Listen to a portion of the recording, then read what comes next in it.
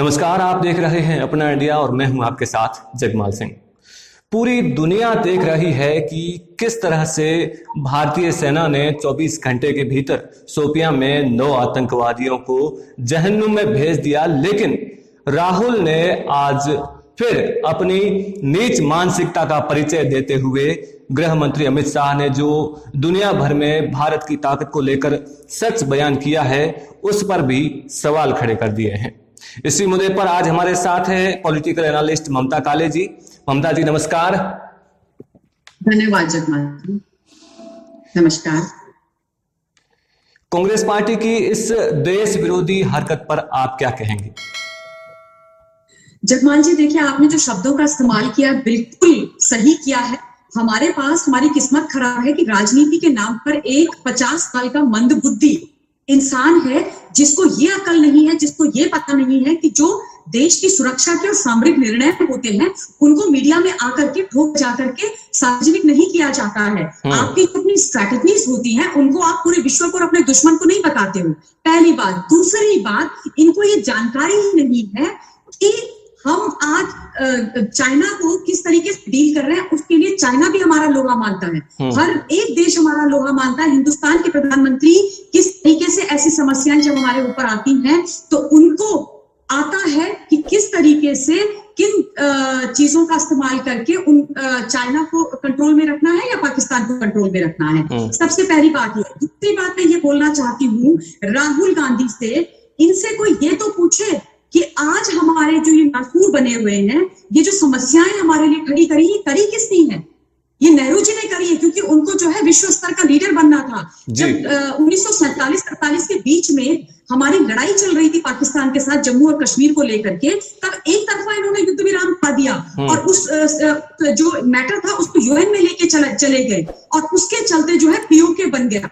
उसके चलते पीओके बन गया और उसके बाद पाकिस्तान ने हमारा दूसरा अक्सई चीन जो हमारा हिस्सा था उसको चाइना को गिफ्ट कर दिया।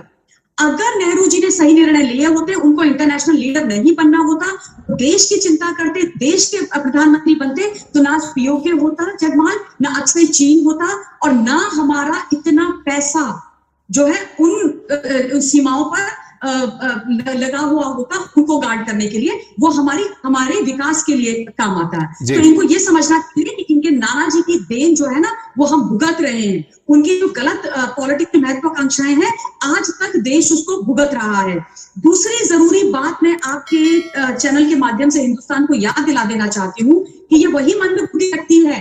जब डोकलाम 2017 में हमारा हुआ था चाइना के साथ, तो उस वक्त ये भाई साहब जो है, जो डिप्लोमेट थे चाइना के, उनसे मिलने चले गए थे और इन्होंने बहुत पूछने पर भी इन्होंने बोला कि नहीं मेरी कोई मीटिंग उनके साथ नहीं हुई है। आप सोच सकते हैं कि ये देशद्रोही है, हिंदुस्तान के नागरिक है कि ये है क्या?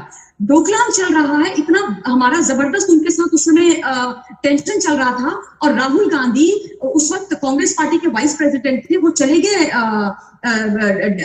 एम्बेसडर को मिलने के लिए। उन्होंने ये बात नहीं बोली।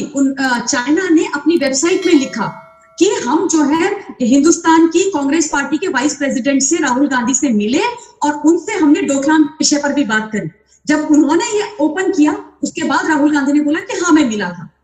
तो इस तरीके का ये देशद्रोही व्यक्ति है, इससे प्रश्न क्यों नहीं पूछे जाते? मैं चाहती हूँ कि ये न्यूज देखने के बाद लोग राहुल गांधी से ये प्रश्न पूछे कि तुम क्यों 8 जुलाई को डोकलाम के समय पर मिले थे चाइनीज लोगों से।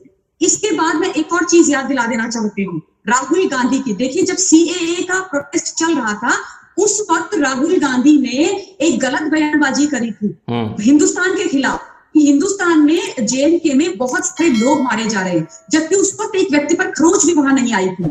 और फिर पाकिस्तान के जो ह्यूमन राइट मिनिस्टर हैं शरीन मजारी, उसने राहुल गांधी को बकायदा अपनी चिट्ठी में मेंशन करके वो चिट्ठी यूएन भेज दी थी और वो भारत के खिलाफ उसको इस्तेमाल कर रही थी। तो इस तरीके का तो ये आदमी है।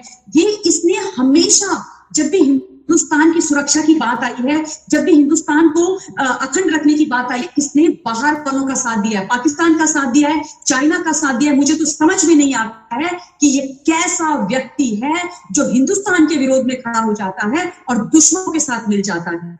एक और चीज मैं बोलना चाहती हूँ कि ये जो कहते हैं कि आर्मी को रिडिक्यूल कर रही है, आज की बात नहीं है जगमाल जी, इनका तो इतिहास रहा है। मैं आपको बताती हूँ, जब इस देश के अंदर शुरू से हमारे भारतवर्ष के वीर जवानों ने अपनी जानें दी हैं, हिंदुस्तान के लिए वो शहीद हुए हैं, इसलिए आज हम अपने देश में सुरक्षित बैठे हैं, स्वतंत्र भारत की स्वतंत्र हवा में सांस ले रहे हैं। जब ये विषय सोनिया गांधी जी और कांग्रेस पार्टी के पास ले जाया गया कि जिन लोगों ने हमारे लिए जान दी है उनका एक वॉर मेमोरियल बना दीजिए, सोनिया गांधी ने साफ मना कर दिया कि मैं दिल्ली के अंदर कोई वॉर मेमोरियल नहीं बनाऊंगी। वॉर मेमोरियल तो क्या, 1 इंच जगह इनके नाम लिखने के लिए नहीं दूंगी, क्योंकि अगर इंडिया गेट के पास तुम बनाओगे तो उसकी सुंदरता खत्म हो जाएगी। आप समझ सकते हैं कि इनकी क्या प्रायोरिटीज हैं। इतने घटिया देशद्रोही लोग हैं ये। वो तो नरेंद्र माननीय मोदी जी ने आप वॉर मेमोरियल बनाया, और आप जाके देखिए कितना खूबसूरत मेमोरियल है, इतना इमोशनल वहां पर जाके होते हैं। हर दिन वहां पर एक शहीद का परिवार आके अपने परिवार वालों को ट्रिब्यूट देते हैं, उस शहीद को ट्रिब्यूट देते हैं और सलाम करके जाते हैं, और कोई किसी की खूब खराब नहीं हुई। पर विदेश से आई हुई मैडम को हमारे देश के लिए जो लोग शहीद हुए उनकी बात समझ में नहीं आएगी।